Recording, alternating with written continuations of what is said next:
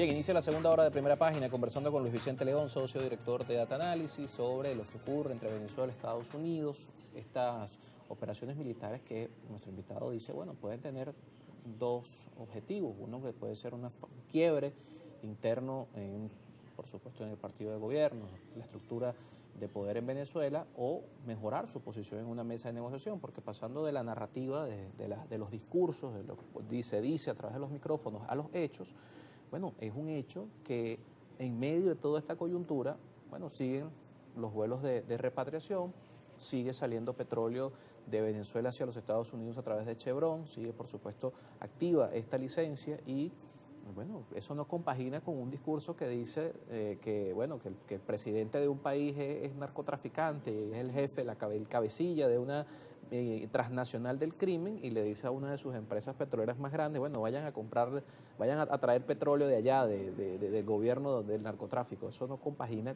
los hechos no compaginan con los discursos. Bueno, son elementos de negociación, en mi opinión. Yo creo básicamente que en la estrategia racional de Estados Unidos hacia Venezuela hay muchos elementos que tenemos que tener en cuenta. El primero es que hay un tema energético, es decir, hay un tema energético de interés de los Estados Unidos frente al tema venezolano. Primero, tú puedes decir, yo no necesito petróleo venezolano para los Estados Unidos, pero eso es una cosa absolutamente miope, porque tú puedes tener la producción de petróleo americana completamente cubierta, pero si el consumo de petróleo europeo o asiático no está cubierto, y en efecto no lo está, el precio del petróleo sube en todo el mundo, incluyendo la gasolina en los Estados Unidos. O sea, Estados Unidos puede tener 100% de abastecimiento de petróleo, y lo tiene.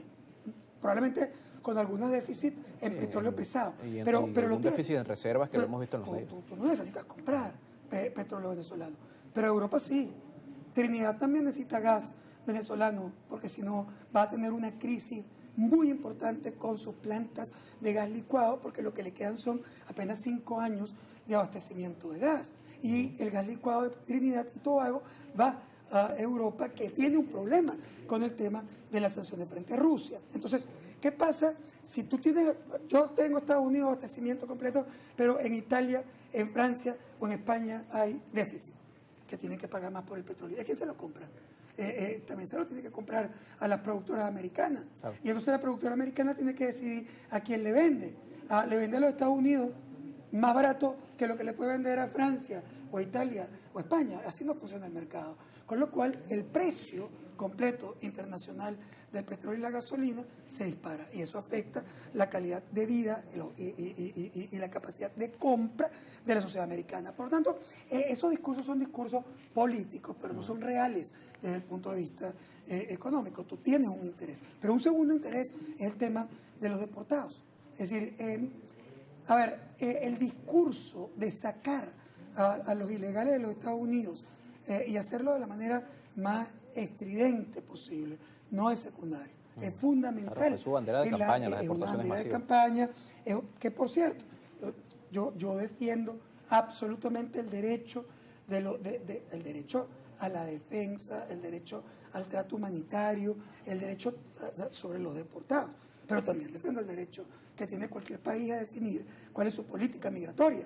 Es decir, tú no puedes decir que Estados Unidos tiene que aceptar a todo el mundo como le dé la gana. Yo lo que tengo que decir es, tiene que aceptar, digamos, lo que está en su política, establecer sus parámetros, e incluso en los que han cometido actos ilegales para entrar a los Estados Unidos, tienen el derecho a la defensa, porque además muchos de ellos no entraron ahí porque querían, entraron ahí porque tenían una necesidad, y además Estados Unidos les entregó un estatus con el TPS o con los asilos, les entregó un estatus que de repente, de la noche a la mañana, tú no puedes romper, porque básicamente tienen vida, tienen hijos, o sea, hay un montón de derechos que tienes que cuidar. Pero yo no estoy diciendo que los Estados Unidos no tienen el derecho a revisar su política migratoria, como la tiene cualquiera en su casa. Yo acepto en mi casa a quien yo quiera aceptar, y tú no tienes derecho a decir cómo es que yo acepto a la gente que puede vivir en mi casa o a la que yo voy a darle acceso a mi propiedad.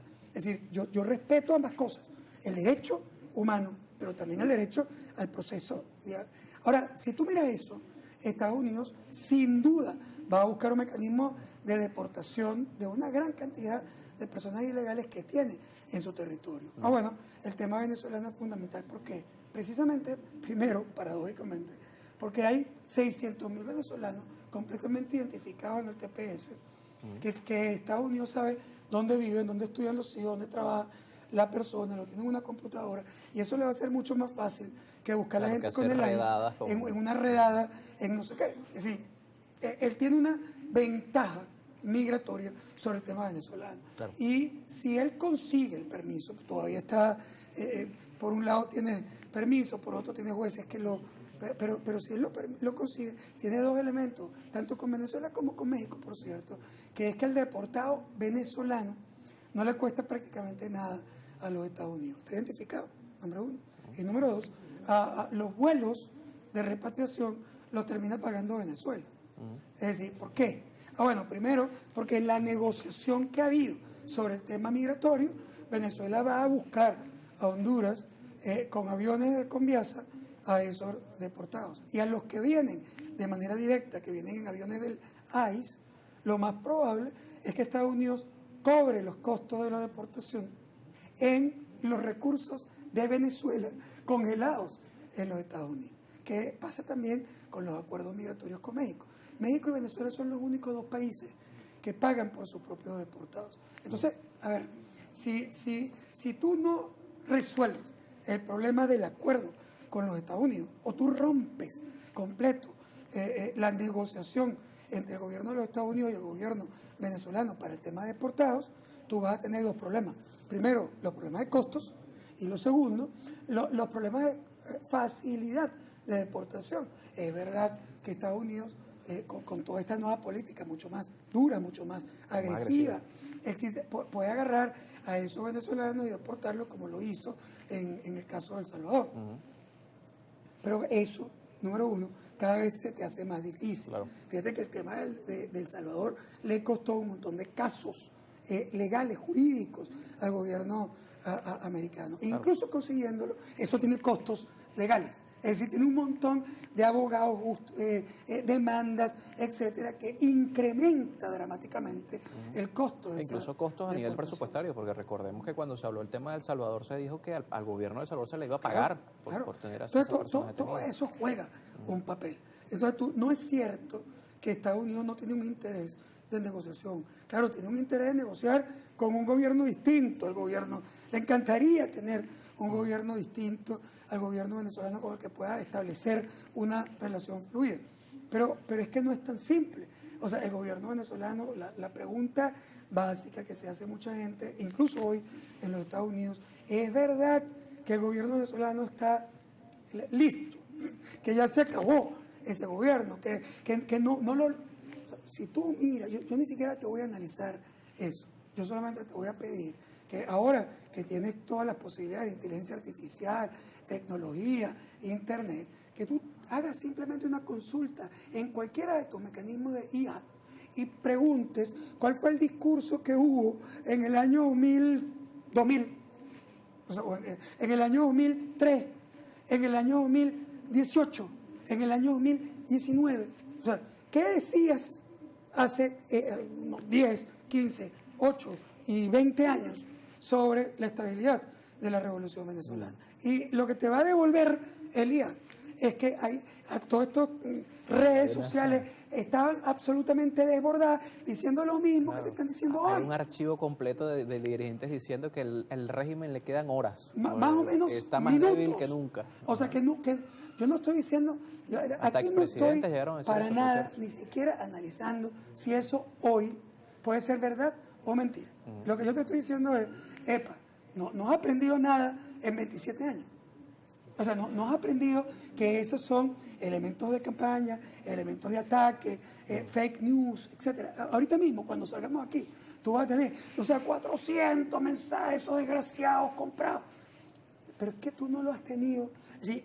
¿Quién tenía la razón en el año 2019 cuando en esta misma mesa básicamente decíamos, ya va, eso no es así, estos elementos son mucho más complejos? Yo no te estoy ni soportando ni apoyando al gobierno venezolano, eso no es mi tema. Claro. Es decir, mi tema es ¿cuál es el riesgo real de que eso ocurra? Y cuando tú miras las variables de análisis político, tú sabes que eso no es verdad.